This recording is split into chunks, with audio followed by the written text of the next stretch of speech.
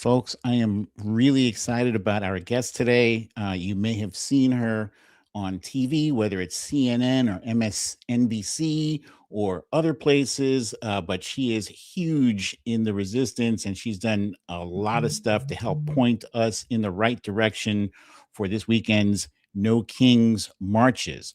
But first, let's talk about leadership. Okay, because during unstable times, you want a stable leader. During chaotic times, you want someone who is calm, someone who's confident, someone who is competent. But above all else, I would say you want somebody who can stay the hell awake. Okay, whether it's a major meeting in front of a lot of people, I don't know, in the Oval Office, or amongst world leaders, when you're at court, you facing multiple felony convictions, or when you're at a freaking parade. But that, ladies and gentlemen, is who we have at the helm during chaotic and crazy and unstable times, part of which is his fault. I would say most of which is his fault.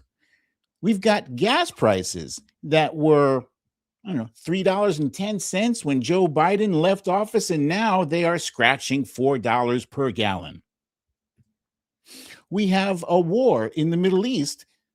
Partly that's probably partly what's responsible for those spiking gas prices, which they're probably going to go up some more. And there's a there's a silver lining to this cloud. There is a winner, a Democratic winner, another Democratic winner, but she's not just any Democratic winner, and she didn't just win anywhere. You know where she won, folks? She won in Donald Trump's backyard. Now, that's kicking his butt. That is kicking his butt, because he did most certainly endorse her opponent. But he is like dead weight to the Republican Party. And that's why he is trying to push some dangerous SAVE Act towards America, which will essentially eliminate or disenfranchise millions of voters across the country. And the reason he's reaching for this desperate SAVE Act is because his approval is at an all-time low. And right at the right moment, we have a March 28th, this Saturday, another No Kings March, which the last time this happened, there were millions of people who showed up across the country expressing their rejection of Donald Trump and his fascist tendencies and and fascist policies. He hates that, and that is what we need to do. We need to show up in force. And as I stated earlier, our guest today played an integral part as the co-founder and CEO of the Seneca Project. My guest today is none other than Tara Setmayer, and I am thrilled to have her with us today. And so we're going to get into some stuff. I hope you're ready to get into it, because I am. Let's go. Incredible person, incredible human being. Yes,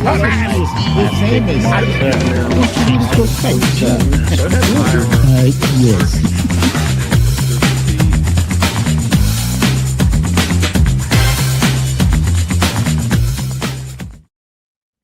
Welcome, ladies and gentlemen, for another episode of the Defiant Weekly. I'm your host, Majid Padelin, a.k.a. BDD, a.k.a. Brooklyn Dad Defiant. And as I mentioned, with us today is none other than the CEO of the Seneca Project, Miss Tara Setmayer. Welcome, Tara.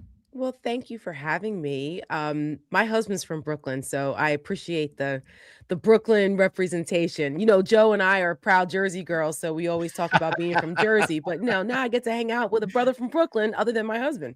That's right. That's right. That's right. Um, so you mentioned when you popped on earlier that you have been busy. What have you been most busy with these days?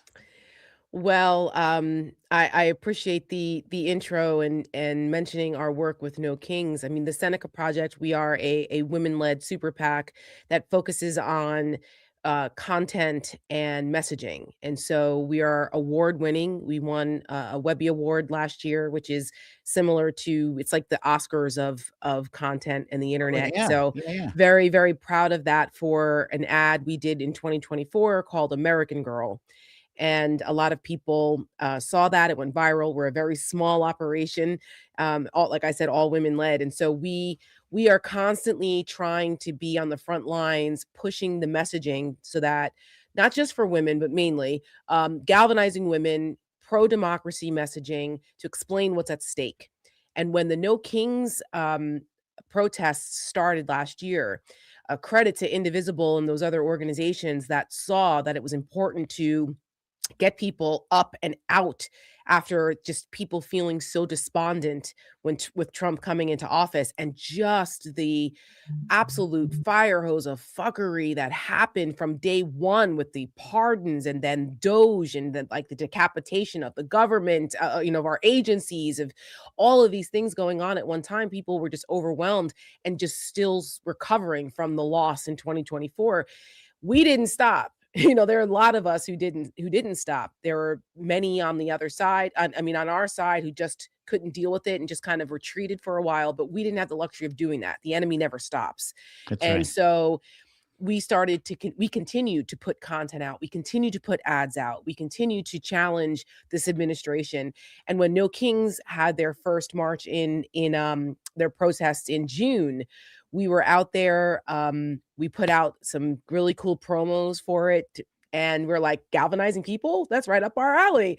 And they saw that and said they came to us in October and said, "Hey, we really liked your cool promo videos. Would you like to partner with us and do some more?" We were like, "Absolutely." So we put out a bunch of very cool promos in October for them to spread the word. They went viral.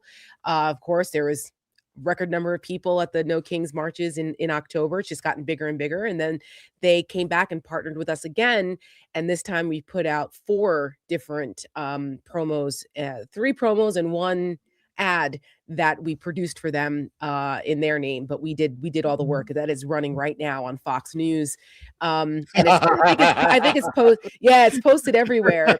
It's so Yeah. great. It's good. I think you might have it. We could play it for your folks at whatever you want to, but the idea was to poke the bear because we I all know have that Donald Trump doesn't like to be mocked. You have two. You sent me two. One is Yes. Indivisible, and the other one was on Twitter. Which Yes. which one is it? So the one from the Indivisible one, we produced that for on their behalf, and that's what's running right now. It's called Week, and it's an audience of what we call an audience of one ad, really talking to Donald Trump directly in under the guise of a No Kings promo. Come join us, but Mr. President, we don't do kings. And there was very particular wording used in the script when I wrote it, and very Mhm. particular imagery to get a certain sleepy Don's attention. So you're Nice. welcome to run that whenever you like. I definitely will. So I just want to do a quick review or Yeah. preview, whatever. The name of today's episode is Trump is losing it. Naturally, losing is a double entendre today because he is not Yes. only just losing elections, but himself. Literally, like I wondered the other day, I watched him falling asleep. Like, how many times does this dude need to fall asleep on national TV during major? I'm not talking about like, oh, he just had lunch and we happen to catch. No, it's like these are in the middle of meetings. Have you ever seen anything, Tara? Have you ever seen anything like this? No, hell no. This is crazy. Somebody called Jake Tapper and Alex Thompson. Where are they with their freaking book? I'm Thank you. so infuriated by the double standard here. This guy literally is not just like, everybody once in a while gets a little, you get a little church nod going. No, no, no, Yeah. no, no, no. Okay. This dude is fully slumped over, fallen asleep for I mean, like slack jawed sleeping at multiple events for months. This has been going on because the guy is unwell. We all know this. He's been unwell. He is not exactly the paragon of physical fitness. Okay. The freaking guy can't keep it, and he doesn't sleep at night, right? So we already know Right. this. He's look at this. Was that the Board of Peace? That was That's right. his stupid Board of Peace that he renamed after himself. So He was stupid. he was like literally slumped over. And it's Yeah. not the it's not the first, second, third, fourth, fifth, sixth, seventh. I mean, this has happened a lot. It happens at least once or twice a week. And it doesn't only happen domestically, it happens internationally too. We are the laughing stock of the world.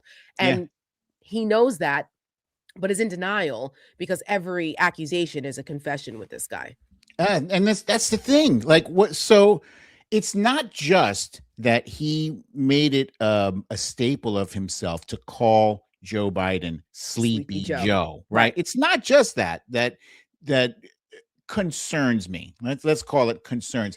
He is the leader of the free world. He is our president, whether we like it or not, right? So at the bare minimum, this dude has to stay awake. It's not like we're looking at like a 10 p.m. meeting. No, these things are like 1 o'clock in the afternoon. Yes, because he doesn't, just so you know, he doesn't get up in the morning like to go to work. He might wake up and like tweet or watch Fox and Friends, but he's not actually working. Presidents in the past, like George W. Bush, would get up at 4:30 in the morning. He was like up at 4:30. He'd work out for an hour. And by like 6 a.m., they're in meetings, like, in the Situation Room or whatever the hell presidents do at that time of the hour. He was up ready to go. Very disciplined, politics aside. I'm just talking about as president. Like that, Barack Obama they were disciplined. They appreciated what it meant to be president. This guy doesn't give a fuck. Okay. He doesn't care. He's just about making money and like putting his name on things and, showing up every once in a while. And I mean, it's embarrassing. Meanwhile, there's real serious things going on impacting not only us here at home, but domestically. He's destroying the world order. He's destroying the country's credibility. And that's why millions of Americans who may never have ever thought about protesting or speaking up or doing something about it are doing that now because they're going, what the hell's happening to our country? Yeah. I'm not okay with this. And I think even people who voted for him, who, they can work out with their therapist why they voted for him once or twice or 3 times, God forbid. That's what them and their therapist to figure out. But I think there's a lot of people waking up going, what the hell have we done? Oh my God. Indeed. All right. So I have you for a limited amount of time. So let me cycle through what we're going to cover today. Yeah. And first up, we have, as I mentioned, that very big election. It's a special election, but it's big because not only is it indicative of a party in trouble, that party being the Republican Party, but it's a trend. This is not a one-off. This is the 29th election that Democrats have won, have flipped a seat. Republicans, by the way, have flipped 0. Yep. Next up, we're also going to cover. You gotta love AI. It's good for some things.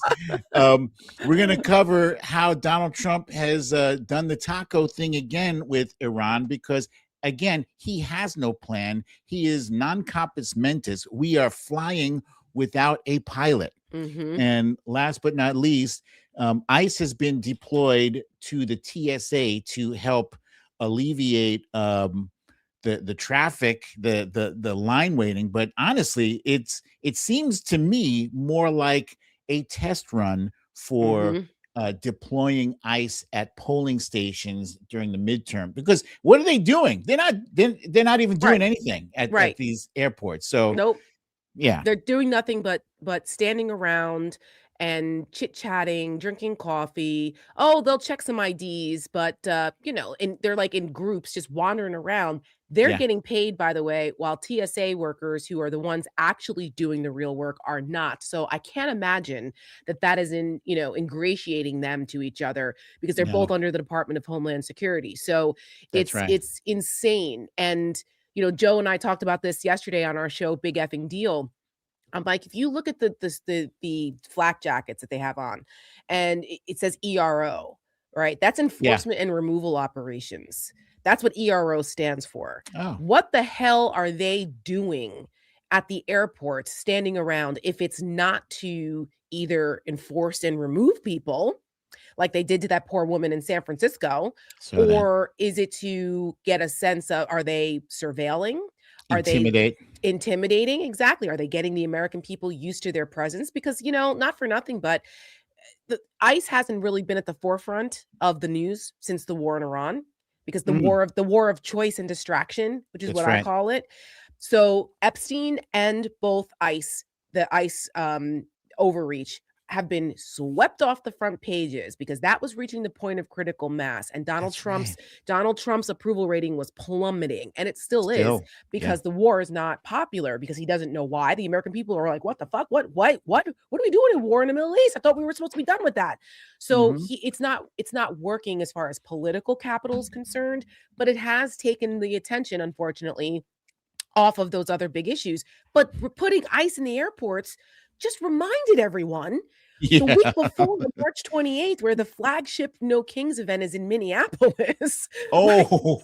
reminding everyone of why we don't like these bastards. Like, oh, so now we're going to expose the American people to this extrajudicial Gestapo force of Trump in our airports.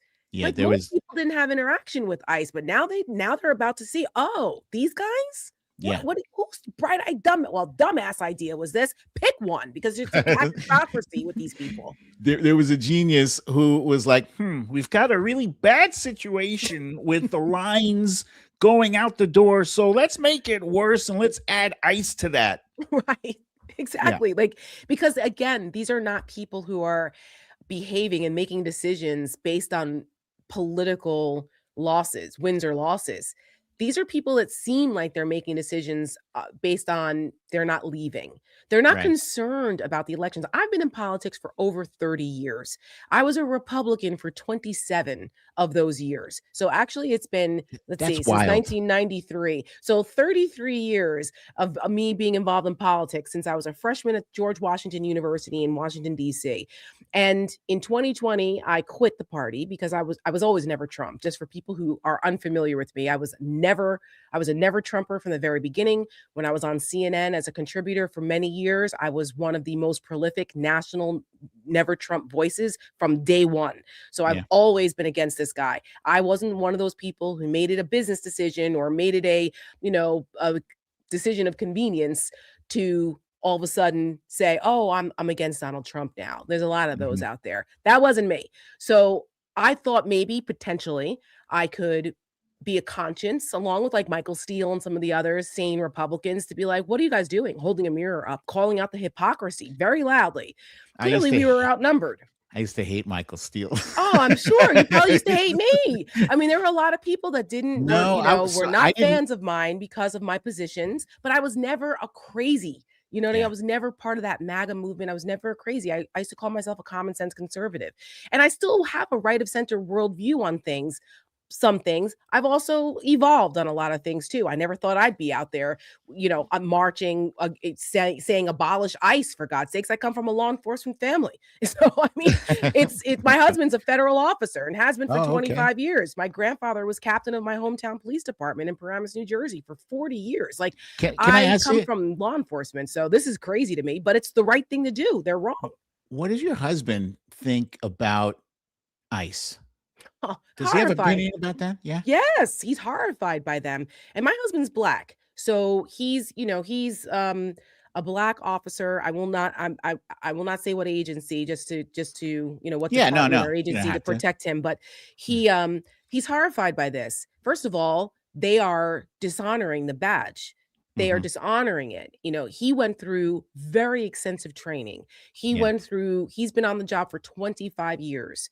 And so, what he looks at what's going on, and we would like, especially at the height of everything, like the Alex Preddy shooting we sat there and analyzed that. He analyzed that with me second by second about everything that they did wrong and how like the use of deadly force and the Did decision he making that know? goes into it. Did he know immediately when he saw it, or did Immediately. it take like 10 viewings? No, Because immediately. it drives me nuts that so many people on the right are like, well, it looks like Alex Preddy was there as a radical terrorist trying to. No, I mean, he right away, his instinct was, "Whoa, what are they doing?" Of course, we Yeah, watched it a few times to make sure, because we don't jump to conclusions quickly when it comes to use of deadly force. That was one of the sure. things that, for the years I was on CNN, when the Black Lives Matter things protests were happening, I wasn't Mhm. always on the same side because I was like, guys, some of these are righteous shoots. As much as you don't like them, you have to understand that there's a split second decision here, and the use of deadly force. You can't assume, especially on like certain things, that you just can't assume that they. It's easy for us as armchair quarterbacks here. So people did not like me for those positions on that, but it's important to be prudent because people's lives are at stake, and it's not easy when you're an officer and you have that. But these guys are rogue cowboys. I mean, they are despicable, and Yeah, knowing the type of lack of training that they have and what they're going through is or not going through is crazy. I sit on the board of Whistleblower Aid, and one of our whistleblowers was the ICE lawyer who came out a couple weeks ago and testified about like how terrible the training is for these guys that are being put out on the street and how they're failing basic use of force, basic Fourth Amendment rights. Like these people are failing and they're being pushed through anyway. yeah. And he had enough and decided to come forward on it at great risk to himself and his family. And we're glad that there are people that do actually have some courage out here, along with those of us everyday people who are standing up and saying not no, but hell no to what's going on in this country. All right. I don't want to zip through our discussion because I love Yeah. talking to you, and Yeah, that yeah, was it's a okay. very interesting little factoid there. Yeah, because I'm new to Because your I audience, didn't. so we have to eh, do a little background sometimes. Plus, I didn't know you for honestly. I didn't know you until you were on the good side. Oh, that's okay. Yeah, Well, yeah, I would argue that I've always been on the good side, but yes, I'm on the pro-democracy side, which has never been a side I haven't been on. I've always that's what, animates me anyway. It's about yeah. what this country is supposed to stand for, and that's always been our motivation, so, yes. So when I learned about the election result last night, I was thrilled because it's like this was like the epic in your face, dude. I wish I Mhm. could have been a fly on the wall to watch the bottles of ketchup hit it. Right. Um, Yes. Emily Gregory won 51.2 to 48.8 over John Maples, who was endorsed by Donald Trump. It was in his own backyard. Yes. That particular district, I believe it's the District 87, um, Mhm. is very MAGA. It's Yeah. very MAGA. It was a So 13-point swing. It was what a what's your 13 take on that? yeah, 13-point swing is, interesting because Florida, where my family had a house in the Florida Keys for many years, and I used to spend time down there. I spent a couple years there. I worked on a couple campaigns down there. So I know Florida from the Republican side. And I watched how Republicans basically took over Florida, just yanked it away from Democrats who were asleep Mm, at the switch, while Republicans this was like a 20-year plan, and it's worked brilliantly for them to get a stronghold on Florida. I don't think Florida's had a Democratic governor since Lawton Childs, for God's sakes. I mean, it's been 30 years, I think. wow. And so they, I'm so I, for this is a catastrophic loss. It may not seem like that because it's like, oh, it's just like a state rate. No, no, no, no, no. This is how it's done. This is what Republicans did. They did one right after the other, quite slowly but surely, built that political capital. So Mm, to flip this district, a 13-point swing is nothing to sneeze at in Florida, especially in Trump's backyard. And for people who think that your vote doesn't count or that local elections don't count, that was a difference of what, 600 votes? That's Wow. like, 600 votes. That's it. That's like, your kids high school basketball championship maybe. You get 600 people there if you're lucky, right? Yeah. Yeah. So it's really important to understand that really all politics is local and every vote matters and everything, so make sure you get your friends and family out to vote. It matters, it matters, it matters. But yes, that 13-point swing is consistent with Harry Enton did an analysis on this morning, that showed that all of those races that you just put up, the 28 Yeah. that Democrats have won, Hmm. that Democrats are on average running about 12 points ahead of where Kamala Harris was. Oof. So this is on average in winning these seats. So Yeah. that right there is consistent with that 12 points running ahead of where Kamala Harris was nationally, roughly, right? 13, 12 points. So I it I matters. was I was impressed by, I want to get her name right. I believe it was Afton Bain, right? Yes. Yeah, So she lost that election, but I was she did. impressed because she was in like a plus, I want to say 24, let's call it a Yes. Trump plus 24 Yep. district, Yep. and she only lost by like 10 or 11 points. No, I think she lost by 9, which was it was single Oh, digit because we made an ad for that district, the Seneca Project did, and we did it on veterans. It was called Betrayal because of all the veterans in that district, and we needed to let them remind them what Donald Trump has done to them. mhm. And I think that district would have been even closer. I mean, God bless Afton. She's a firecracker, but she was the Yeah. wrong candidate for that district. And if there had been someone that she was a little too progressive and some of her old statements came back to haunt her really badly, and it was hard to overcome that, Yep. in a district that's plus, 23 Was it the country Republican. music thing? It was that, and yeah, I mean, that's a big deal in Nashville, you know what I'm saying? Like, Yeah, that's like sure. saying I'm fuck the Yankees, and you're trying to run Right. in the In New Bronx. Like, York. are you Yeah. crazy? Yeah. So anyway, so she put on a good race, and she had a good message, but it was just hard to overcome that. But to even for her, as progressive as she was, to Mhm. come within single digits, Yeah. again, shows you where the enthusiasm is. That was huge. Yeah, big. So, folks, if you look at this picture, right, in the far left picture, it looks like he's trying to look super tough, right? Yeah, right, But trying to look pensive. as you zoom in, he's just squinting so that you can't tell that this dude is ready to fall asleep. Oh, sleepy Don. Yeah, so this was him launching yet another war action. It's war, when you're Yes. dropping thousands and thousands of bombs, it's war. And he did this from Mar-a-Lago, which is so, it's like, dude, if you're Tacky. gonna do this, like, was it spur of the moment? Did you not know that you were gonna do this? So you happened to be at your vacation place? Do it from the White House, for crying out loud, from the Right, Situation Room. It's right. a serious matter. So then this past weekend, he posts a threat, you know, um, if Iran doesn't fully open without threat the Strait of Hormuz within 48 hours from this exact point in time, the United States of America will hit and obliterate their various power plants, starting with the biggest one first. Thank you for your attention to this I can't. matter. I can't Did, with this did guy. you know? Did you know when he had posted this, what he was going to do? Did we know? Oh, I mean Did the you, fact. you personally, did you know that Oh, he was going to tackle this? of course. I mean, we all look at these threats, especially when they're signed. Thank you for your attention to this matter. When that stupid sign off, like, Yeah. you know what we should do? We should have No Kings merch that says "No Kings, thank you for your attention to this matter, the American people." Like, I swear to God, I might tweet that because it's so asinine, and then Yeah. people just wave it off at this point. People are like, "Oh Yeah. my God, dude, shut up! You're throwing a temper tantrum." We are at war. We are in a war of choice because Donald Trump threw a fucking temper tantrum. We Yeah. have we have coffins coming back, flag draped coffins of our men and women in uniform because Donald Trump threw a freaking temper tantrum. It's And he's despicable. fundraising off of him And too.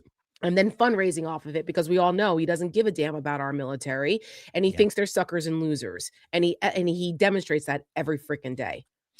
So then Iran did what the rest of the world has been doing since he started doing the tariff things, and they were like, "Nah, we'll wait, Hmm. we'll wait it out." And Iran was Yes. just like, "Okay, well, if you're going to do that, then we're going to blow up all of the U.S. and Israel power plants, and then we're going to hit all the regional power plants and desalination things, and blah blah blah blah blah. That's Right. what we're going to do." So they called his bluff, Of to course. which Donald Trump immediately, like Monday, it was before 7. I think it was before 7, right? He says, "I am pleased to Yeah. report that the United States of America, blah, blah, blah, blah, blah. I have instructed the Department of War to postpone any and all military strikes against Iran power plants because of course you were. Of course." So This he's guy. running this war that some people are calling a war, some people are saying it's not a war. Yeah, it's a Some people are military operation. Come yeah. on. Well, Fox News didn't get the memo that it's a military operation because they're calling it a war. Mm, And I actually had the displeasure of watching a full 5 minutes of the five late last night on a replay because I was setting my DVR for the No Kings ad that Indivisible was running. So in the morning. So I actually just stopped to watch for a couple minutes, and they called it a war many, many times because mhm. they know. And there's this conflict inside of Trump world because a lot of those people are like the JD Vance side of stuff are like, we're not supposed to be here. Even Steve Bannon was not in agreement, but he's like, well, now that we're there, we have to cheer them on. We have to win. We know that we don't quite know why we're there or how it started. That doesn't matter. That doesn't matter. Forget that part. We're in it now. And it's like, wow, you guys rationalizing this away is just insane. So Trump doesn't know because they don't know. From day to day, it changes. And Monday was all about stock manipulation. There you A go. lot of this has been about that because Yeah. Donald Trump and his friends have money invested in this. And so when, the stock market was getting like going like this, and then the oil folks were like, what's going on? And then, of course, you've got our farmers and the ag folks that are like, what the fuck is going on? Are we going to get our fertilizer so we can plant? Planting season's coming. Like, you already screwed us last year with the tariffs. What are you doing? And all of this stuff, like the helium supplies and the petrochemicals, like people, I guess this guy didn't, nobody gave him the briefing about the Fertilizer importance of too. this. Yes, what I just said, the Yeah. farmers, it's Yeah. planting season coming up. They need their fertilizer and you can't get it, or you're going to get it at a huge cost, or it's going to come late if it has to go under the Horn of Africa. Like, what do you nobody he didn't get the briefing of what closing down the Strait of Hormuz would do, like the trickle down effect of that. No, clearly, because you've got a bunch of morons, unserious Nope. people running this Nobody knew. operation. And I'm not saying that our military are those people. They No. are the best in the world. It's not Yep. their fault that we have a fucking draft dodger, idiot ignoramus as our commander in chief. I'm sorry for them. It's not their fault. Yeah, absolutely. And hang on. Boom. Uh so he also said that he's talking to the right people, but also nobody knows who to talk to. So, make sense. That was like the same sentence, Right. Tara. It was Right. the same exact Yeah. sentence. Yeah. And then he also said that Iran gifted the United this was yesterday. So Right. they sent him a gift. This dude is, I mean, it's right. We laugh because just to stop us from crying and also to like making any kind of like sense of what's happening, like you just have to stay sane. Yeah. This is deadly serious, right? It's like deadly serious. I had an MRI this morning, okay? So my MRI technician was like, "Well, good thing you got it now." Mhm. That's what, helium is needed for MRIs. Like it's like people don't understand there's so much that trickles down from this asinine decision that he's made, and he doesn't even know what's going on, and his own people inside the administration can't keep the bullshit straight.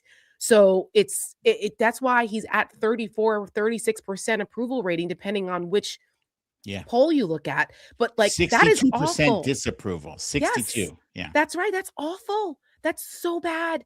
His poll numbers with independents, Quinnipiac just released a poll today. He is at this point in March of 2026, right? Mhm.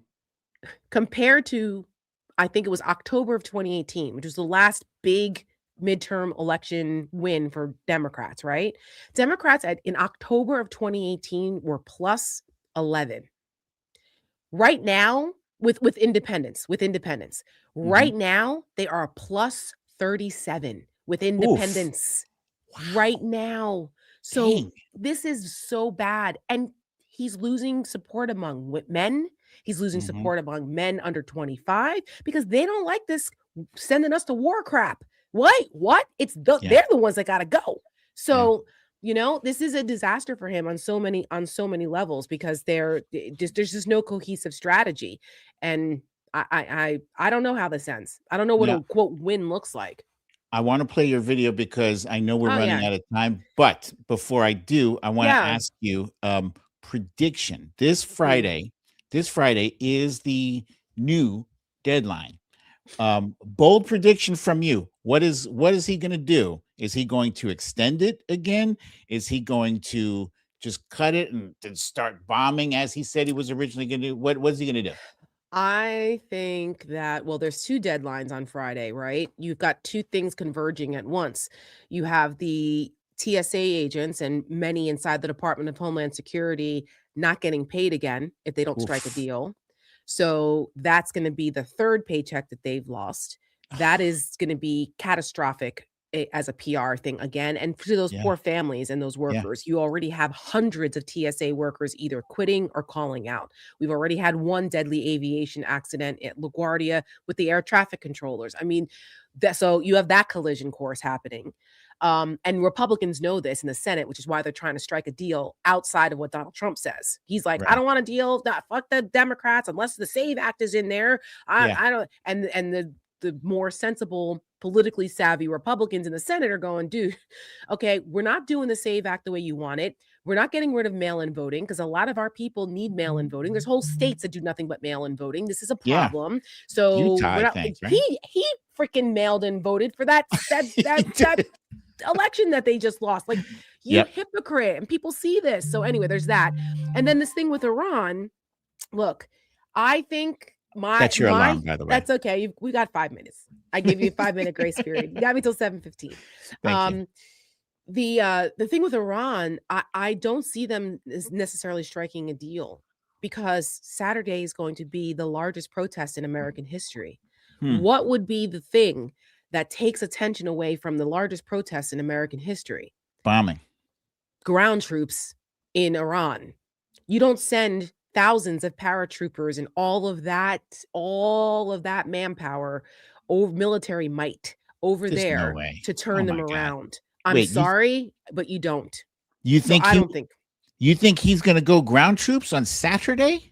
I think they're gonna do something on Saturday to try to distract us from it. I Oh hope my to god. God that that's not the case.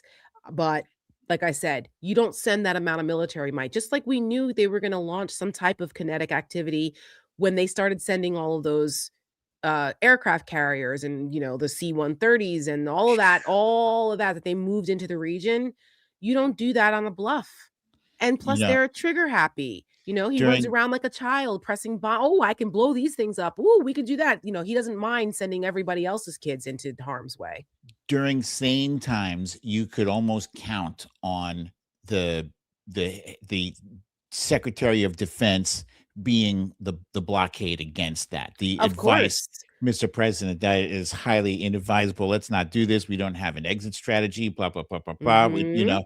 Um, he is absolutely that person who is so petty, who is so insecure that to divert attention from the nationwide rejection of Oh his yeah. policies and of himself, he would put our men and women in risks in harm's way just for Yes. that. He doesn't get how did we start this conversation off?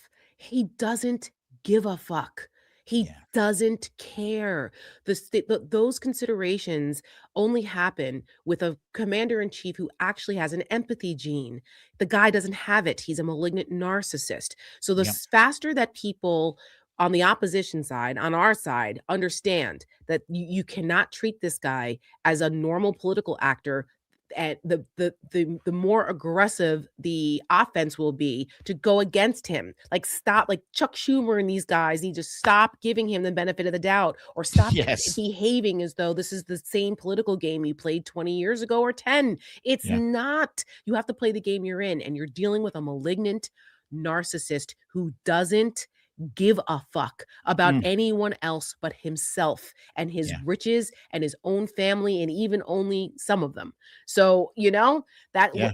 once you look at it from that perspective, you cannot suffer from a lack of imagination of what he's capable of doing. The guy launched a war of choice ill-advisedly 3 weeks ago to distract from everything else. That's who we're dealing with. He doesn't care. Even the Joint Chiefs chairman, Raisin Kane, or whatever the hell the guy's name is. Remember, Yeah. he came out before this happened, only a couple days, and was like, we don't really want to do this. We're not really on board with it, because I'm sure there were many conversations in private where Trump wasn't listening. So the way you get to him is through the press. So even the Joint Chiefs chairman had some reservations about what was going on. I mean, he wanted at least on record that he wasn't on board with this I don't because, know you know, I don't know if you heard, I heard just today that the briefings he gets are essentially just like blocks of video clips of stuff being blown up, yeah, almost like a video game. And yes, like a that's not child. those aren't the kinds of briefings, that he's supposed to be getting, but he doesn't have the attention span for Or a the brain regular. power. He's a Yeah. moron. The guy is a moron. So you have to talk to him like he's 5. And Yeah. that's, being generous, unfortunately. It's like playing with blocks, except those blocks blow up. Yeah, it's embarrassing and it's sad. Yes. Let me put this up here. So this is the one from Twitter, and there's a different one that you gave me from Bluesky. Which one are we Yes. playing? So Bluesky? we can play them back to back if you like. This one is the No Forever Wars, No Kings promo that we did at Seneca Project in partnership with Indivisible. And this is relevant because when we made this 2.5 weeks ago, the war had just started, and unfortunately we're still in it. Okay, give me a second here. Share. And this here we go. No new wars. We don't need the wars. The United States launched Operation Epic Fury in Iran. The president posting wars can be fought forever. This is a war of choice by President Trump. We don't need another endless war. He's bombing all around the world, kidnapping presidents of other countries. This has to end. No one man can decide who to go to war with. Trump is acting unilaterally. He never asked Congress. He never asked us. We, the people of the United States, are here to tell the Trump administration, you may wage this war in our names, but not with our consent. No kids! No kids! No kids! No kids! No kids! I love that. That's powerful. Holy cow. Thank you. That gave me a chill right there. Yeah, and folks, if you guys want to, please go over to senecaproject.us. Also, you can follow me at Tara Setmayer on Twitter and all the socials. There's only one of me, so I'm easy to find, but you can follow Seneca everywhere as well. There's only one of us, Seneca Project US. And please share those, because it's important to get the word out, and that's why we make them. We don't make them to watch them ourselves. We make them so spread the word. So the next one is the ad that we did for Indivisible. We produced this, and it's running right now. Like I said, it ran this morning on Fox and Friends. It will run tomorrow and Friday on Fox and Friends. It is now spread on the socials, on Indivisible socials. We started to retweet it and repost it. This one is called Week, and it's a 30-second, what we call an audience of one ad, where, Indivisible was saying, like, we want to get his attention. Okay. We want him to try to insult us, say something about us just to piss him off. So I said, okay, I have some experience with that. And so they gave us kind of carte blanche to come up with the creative. They gave us a couple key concepts they wanted us to hit. And we came up with this 30-second ad that is voiced over by an actress friend of ours who is in CSI and The West Wing and things like that. She doesn't want to be named, so we won't name her, but you may know her voice. It may sound familiar. Ooh, that's one of my superpowers. Let's see if I can identify. He said he'd fight for you. Yet costs are rising. Oh, we can hear it, but we can't see it. Oh, what? We can't hear it? Yeah, right now we still see the No Forever Wars. Oh, hang on.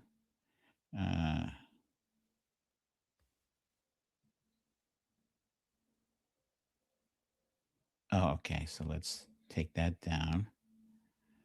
I love that StreamYard, though, lets you do all this stuff. It's like you don't necessarily need a producer anymore. You can produce your own shows because it makes it pretty user-friendly. It's cool. I need to learn how to do that. So okay, how about now? Can you see that? Yes, we can. Oh, but look at that. Look at that thumbnail. There he is. There we go. The commander-in-chief. Fight for you. Yet costs are rising, families are struggling, while he's getting richer. He said no new wars, but bombs keep dropping. It was all a lie. Weak, failing, desperate to distract from the truth. I think it's really time for the country to get on to something else. He thinks he's above the law. On March 28th, send a message, Mr. President. This is America. We don't do kings. Ooh, that voice is very familiar. I cannot place it right now. I'd have to listen to it. I'll send you a message. I'll let you know. But see if folks can figure it out. But yes, we thought it was very important to start off with, he said he'd fight for you, and show the pictures of his fat ass golfing, because that's all he does. He doesn't care. And, you know, Joe had a great joke. She said that we were talking about religion when he said, skip Easter. Who cares? Don't, you know, what do you need Easter for? Go pass this for Jesus, when he's talking about the SAVE Act. And it's nuts. And she's like, yeah, he only worships at the Our Lady of the Immaculate Back Nine. Joe's the best, man. She's got the best one-liners, the best. So that's why so that's, you know, we know this, and that's why it's really you know, the Fox audience needs to see. He said he'd fight for you, that guy, while he's golfing, but the costs are rising, and you know, families are struggling while he's getting richer. He said no new wars, but the bombs are still dropping. Yeah. We're just telling you what's happening, people. So I'm gonna tell you guys have had some excellent skills with putting the videos together, because both of those I felt were really impactful and strong. Yeah, good. Thank you.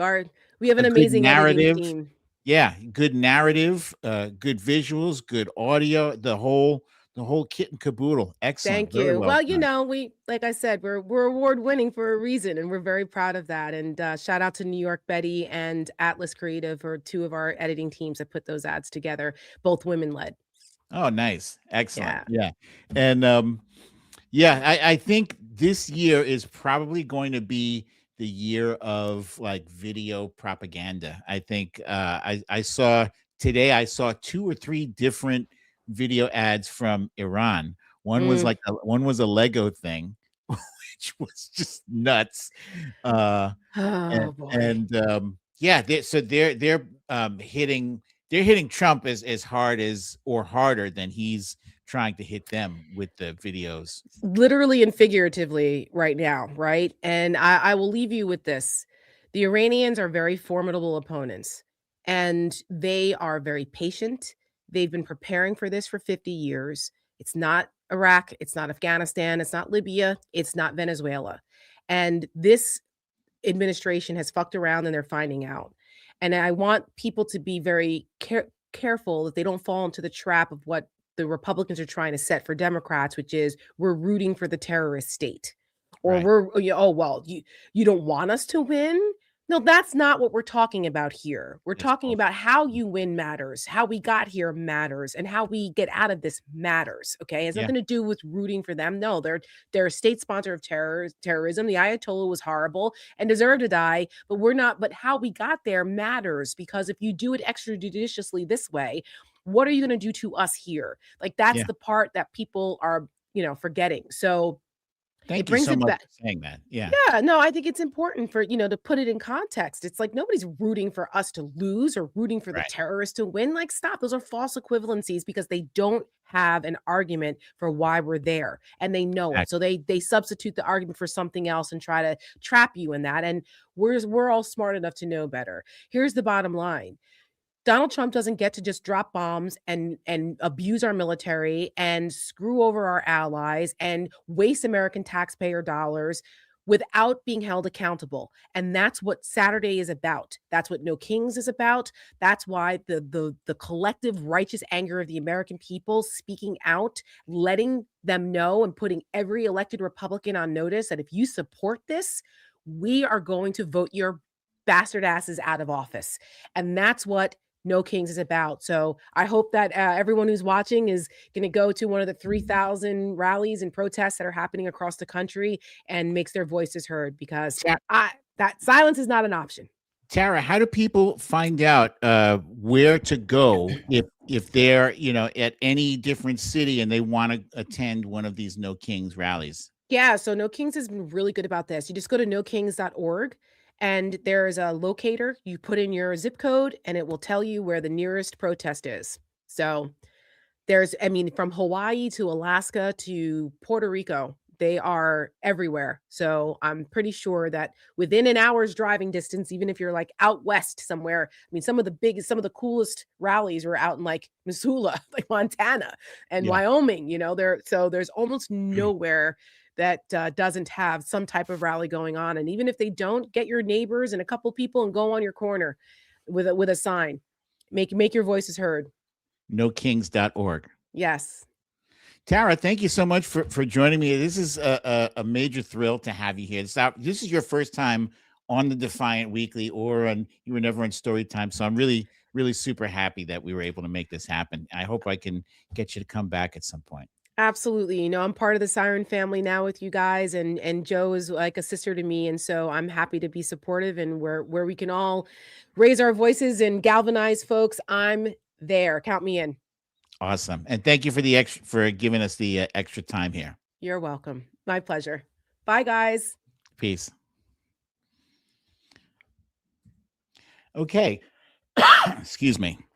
So, and where were we? We were talking about, before I forget, if you're just tuning in, that was Tara Setmayer. I was super happy to have her here with us. And please make sure you hit the subscribe and like button. Both of those will help this show tremendously in ways you cannot even begin to imagine. Hit the subscribe button in the lower right-hand corner of your screen, and the like button, it's like that. It's the thumbs up there. Okay, so where were we? We had just finished talking about the war, and now we're going to talk about the war on America. So right now, Donald Trump has deployed ICE agents to airports. I believe it's 13 different airports around the country that apparently are really, really suffering from extra long wait times. I know Houston is bad. Atlanta is bad. People are reporting 4 and 5 hour wait times, which is atrocious. Now, I think Atlanta has experienced a slight relief in the waiting time. And I would not attribute that, folks, to ICE, because as I discussed with Tara, those guys they're just standing around. They're looking at their phones. They are not helping the situation any. In fact, ICE is being paid to do nothing, while TSA is not being paid, but they are still working. They are still doing their jobs, and they're stretched thin. They are stretched thin because a lot of people have called out sick, because guess what? Who the heck wants to work when you're not being paid, right? And that's a stressful job. I wouldn't want to do it. And the reason they're not being paid is because Donald Trump has instructed Republicans not to go along with any deal to pay TSA to fund TSA unless they adopt his SAVE Act. He wants Democrats to sign on to the SAVE Act. And the SAVE Act is basically going to disenfranchise a ton of votes, millions of voters. And look at this poll here. Most people don't even know what is in the SAVE Act, right? 15% of people know a lot of specific things about what's in it. That would be me, probably. 30%, a general sense in some specifics. 18% have a general sense, but no specifics. And 36%, the largest group, have no clue what is in the SAVE Act. So long story short, the SAVE Act, it makes driver's licenses, military IDs, college IDs null and void if you need to prove that you are a citizen in order to register to vote. That is going to automatically disenfranchise a ton of people who that's all they have. The Republicans love to get on to Fox News and say, oh, what's the big deal? 80% of Democrats say they're in favor of voter ID, but they're not specifying what they mean by voter ID. What do you mean by voter ID? Do you mean driver's licenses? Because the majority of people, probably 80% of Democrats, have driver's licenses. Probably the majority of Republicans too. But then if you were to say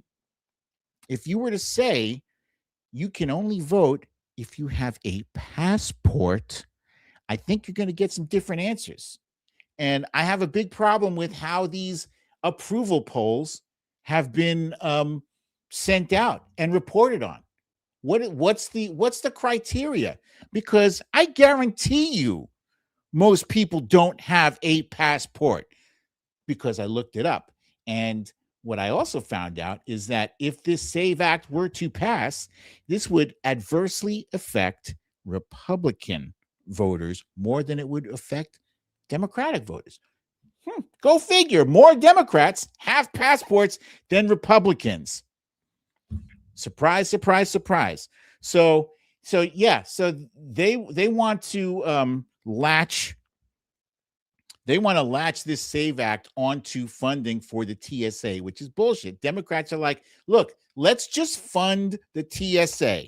Let's make sure these folks get paid, right? Fund everybody except for ICE. And ICE is already funded. But Democrats are not giving ICE another penny unless they agree to no masks, which, by the way, ICE is at the airport with no mask. No masks at the airport, ICE, okay? So all that bullshit, oh, we can't take off the mask because that puts us in danger. Well, I guess you guys are in danger now then, huh?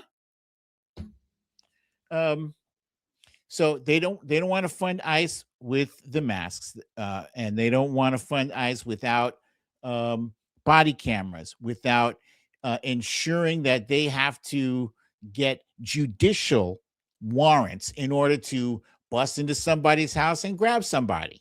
You know, those are the things that are non-negotiable. So, fund TSA. The SAVE Act will affect naturalized citizens who are disproportionately Asian American, Pacific Islander, and or limited English proficient. Married women who take on new surnames. Rural Americans, that's the folks who live out in the country, not in the city. They live far out in the country. And low-income Americans. Online and mail registration is finished. They would do away with mail-in voting. The same thing that Donald Trump used to vote the other day, no more mail-in voting. Driver's licensing using real IDs, military IDs, and tribal IDs, no longer acceptable identification for Americans to use to register to vote. So that's a fight worth having. I 100% fully support Democrats holding the line on this, because as these signs say, voter ID are poll taxes. If you need a passport, guess what? That costs money. It's $165.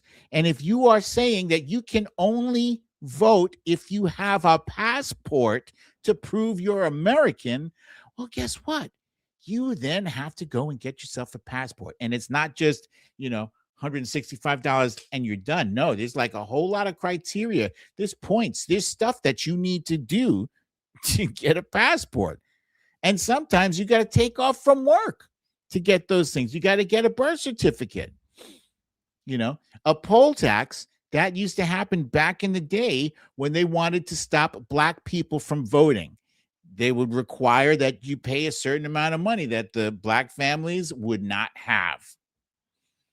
And voter fraud. Come on, man. Going back to 2003, the Heritage Foundation has already determined that the amount of voter fraud is so minuscule, is so infinitesimally small, that it would not have affected any of the billions of votes that were cast and the many elections that were held since then.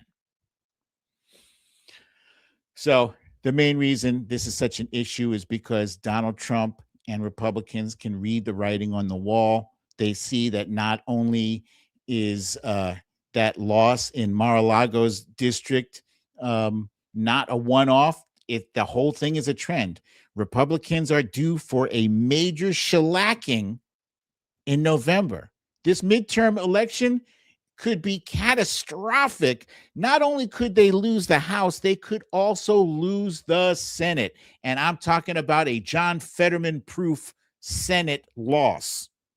So Donald Trump is basically trying to do what he accuses Democrats of doing all the time. He is trying to cheat. He is trying to rig the election. And how else, if the mail-in ballots don't work? ICE. So that's part of the whole purpose of having ICE at these airports. It's a trial run to get people accustomed to seeing ICE amongst them. Oh, they're taking off the masks. Oh, so they're not as scary. Oh, no masks. Oh, look at ICE. They're around. There's nothing wrong with ICE. They're probably going to have some ICE agents take pictures with young kids. Trust me. Look at Donald Trump's post now. He's saying the public is loving ICE.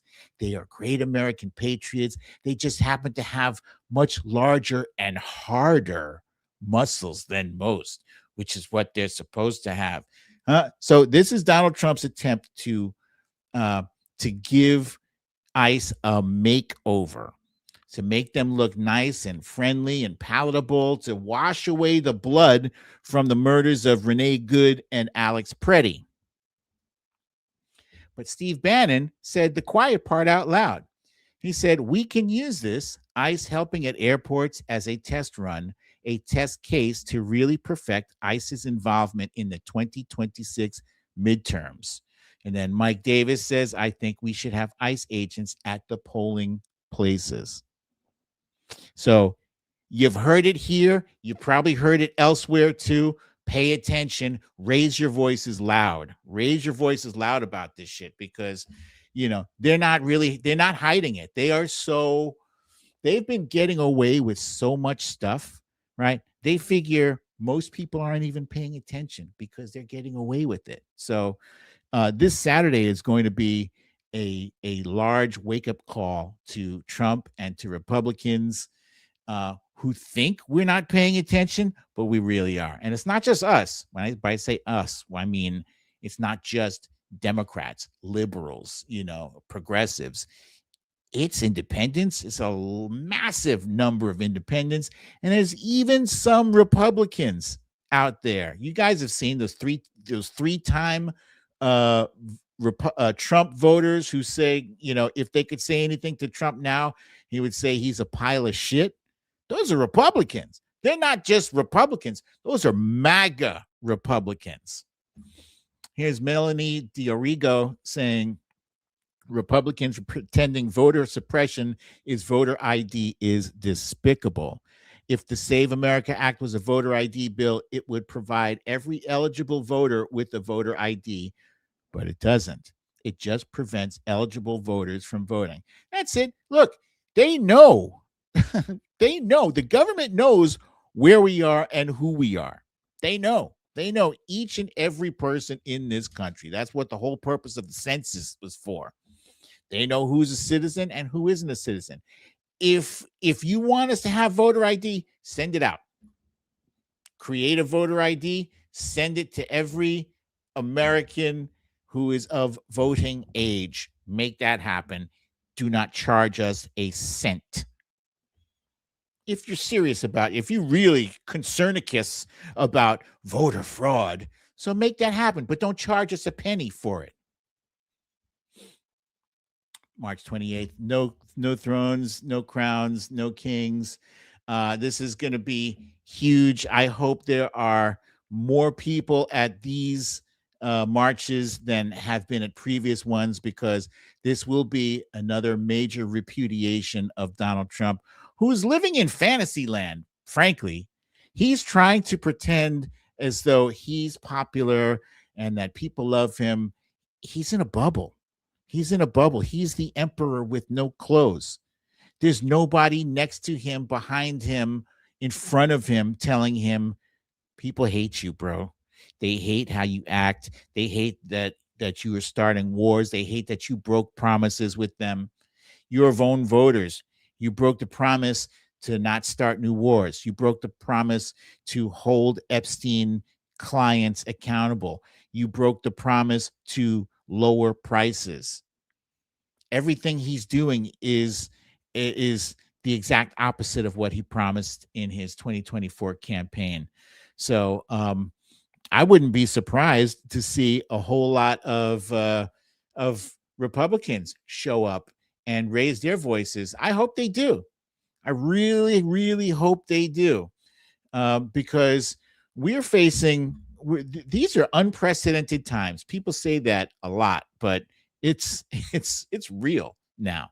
We've never had a president. We've never been in a situation where the guy who is running the country is 100% completely untrustworthy. Every word out of his mouth is a lie.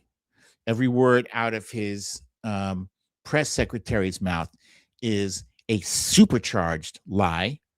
And you even have some people in his cabinet members who are lying to us. That's Scott Bessent, Kevin, can't remember his last, Kevin Hassett is another one. Some senators, Lindsey Graham, bloodthirsty Lindsey Graham. I've never seen a United States senator be so bloodthirsty about sending our kids to war. A man who doesn't even have kids himself, so he has no skin in the game. But he wants to send your kids and mine to die for oil, to die for somebody else's ill thought out war. There's no reason for us to be in Iran. There's no reason for us to be having a war. What's the reason?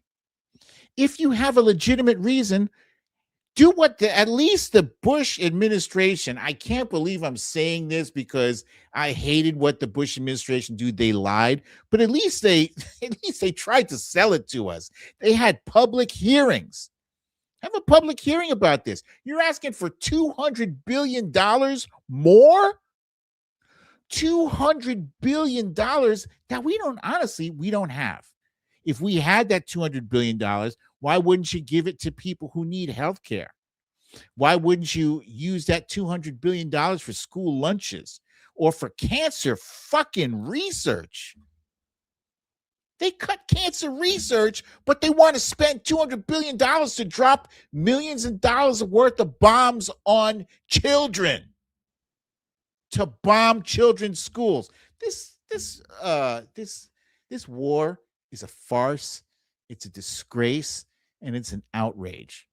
Nobody should be supporting this war. Left, right, center, Democrat, Republican, Independent. I don't have any support for this war. It's bullshit. Trey Ann says Bush was at least ashamed. These people have no shame. Yeah, agreed.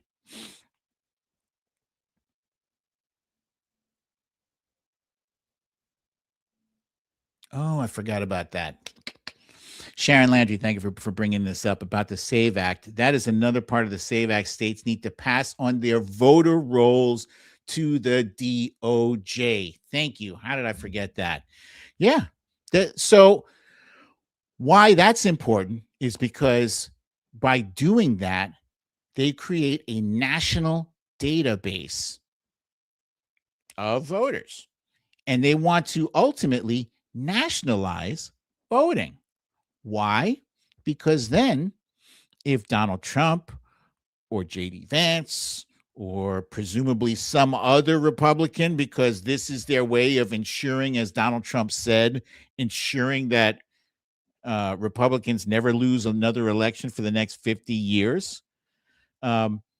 If they happen to need 11,780 votes, well, they'll just, access those votes through their national database, or they'll eliminate 11,780 votes from the other side.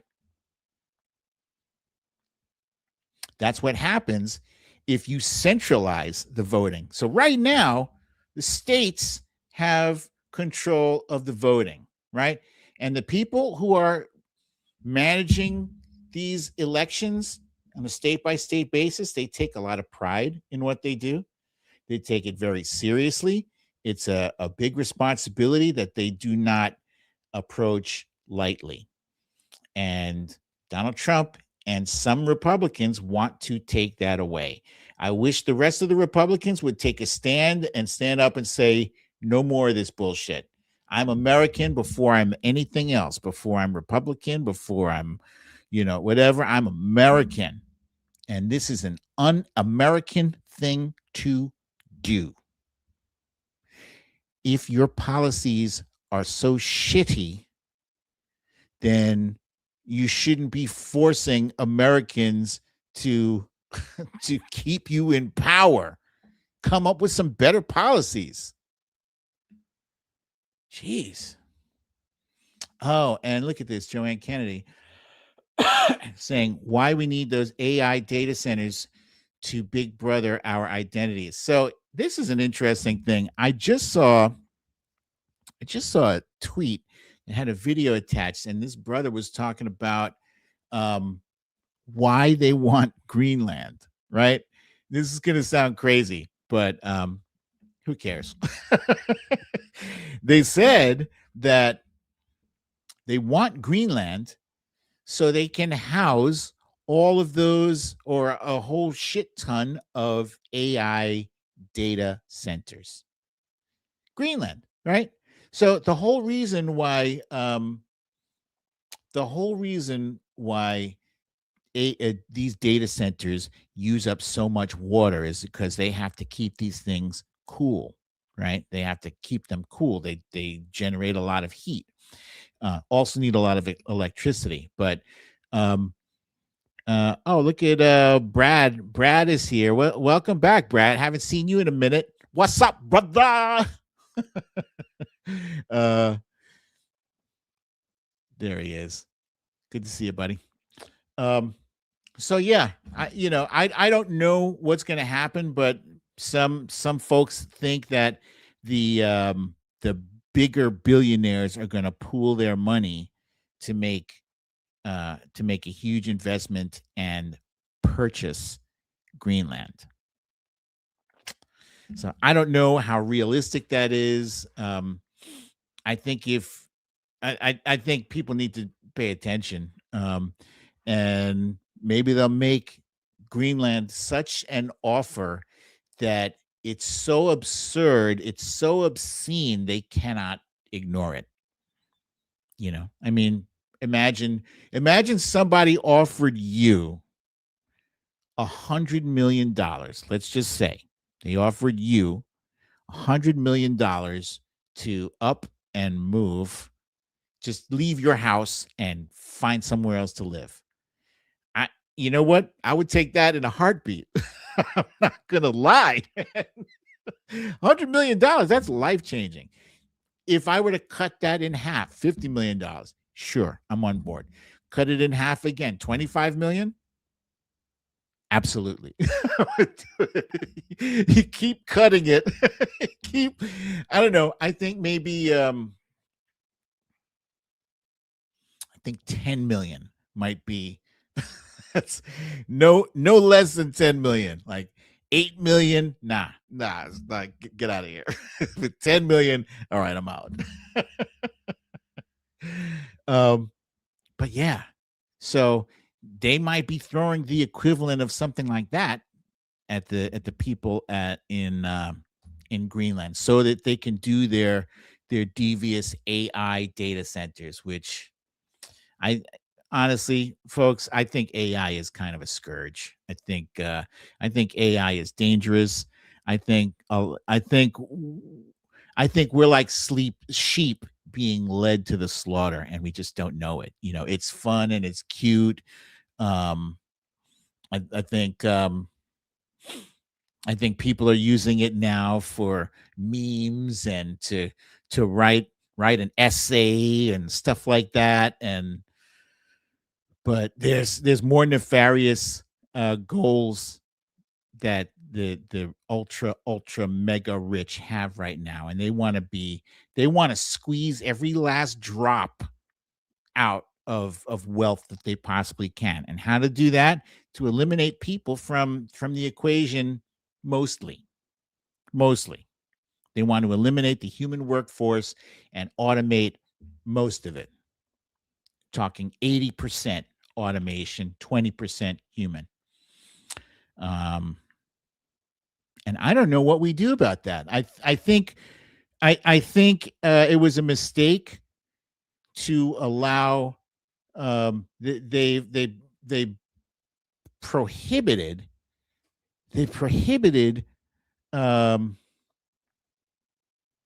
they prohibited states from having any say so in AI, and I think that's a huge mistake.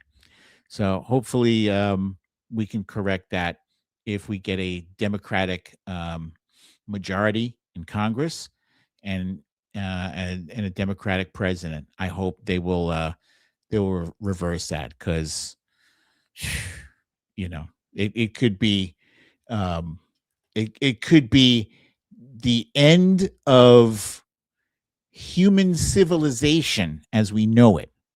I'm not saying the end of humanity, but the end of human civilization, meaning like machines are going to take over and we're not going to like how they do it.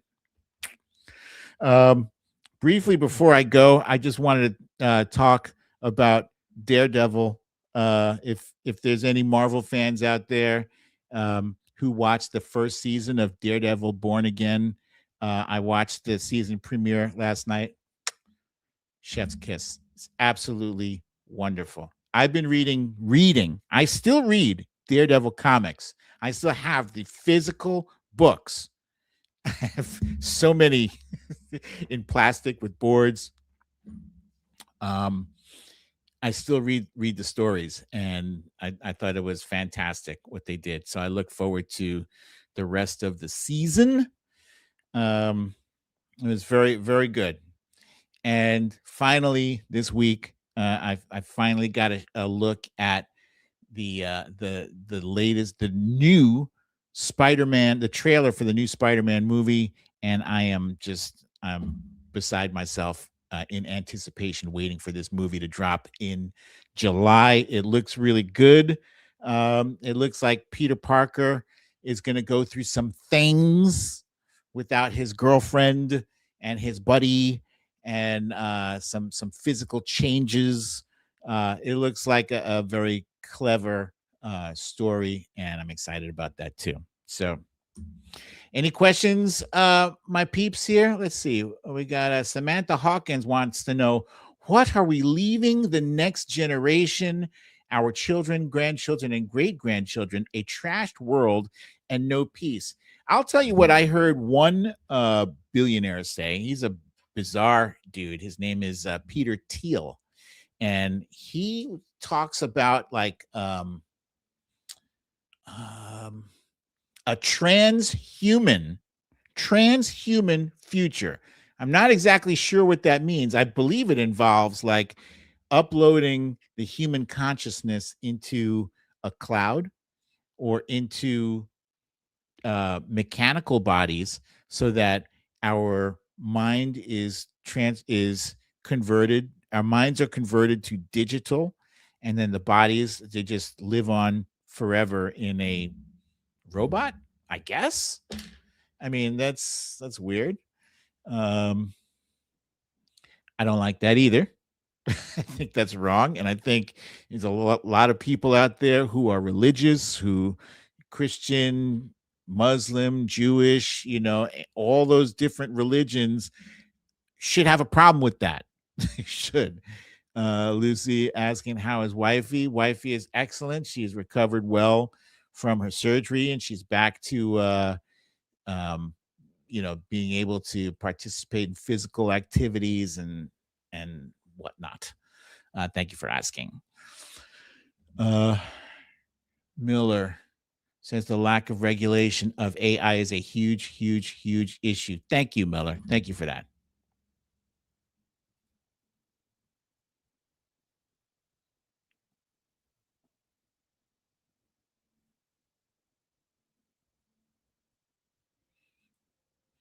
Miller says, I heard Michael Pollan talk about that and say that is real fantasy land. Okay, well, we'll see. We'll see. People still think that flying cars is fantasy land, but we're actually getting close to that. We are. I wouldn't mind seeing flying cars. Honestly. Wait, hang on a second. Let me back that up there. At some point, probably not in my lifetime, definitely not in my lifetime, but at some point, because people suck at driving, man. And I've been to so many different states. People are awful drivers, awful. Now, if you imagine how bad people are on ground, they're going to be 100 times worse in the air. There'll be so many fatalities. Oof. And Morgana says, how are you? All things considered, I try not to take on too much. By saying that, I mean, I am concernicus about where things are going, but I am hopeful. I always maintain that hope. I believe that as long as there's breath in my body, as long as I'm able to get up and make decisions and move and do things, there's hope. As long as I can reach other people, like I'm reaching you guys right now, I believe that there's hope. So that and kittens keep me sane. we have a kitten named Goose here, who was like the runt of the litter, and he is love. He is so adorable. He makes my heart, my soul smile when I see him. He is a beautiful kitten. I love him so much. And yeah, so that's it, folks. Thank you again for joining me for another episode of of the Defiant Weekly. I'm your host, Majid Padelin, aka BDD, aka Brooklyn Dad Defiant. Rain is doing Rain, we just took her for her rabies shots yesterday, and then they were like, oh, well, what about all these shots? And we were like, but we already gave her those shots, didn't we? And they're like, we don't have any record of it. And we're like, we have records at home. And so we came home and found out that no, we didn't do those other shots. So taking her for other shots tomorrow. So that's it, folks. Thank you for joining me again. I look forward to seeing you guys here next week. Same time, same place. I love you all. Peace. Incredible person, incredible human being. Yes, famous. Yes.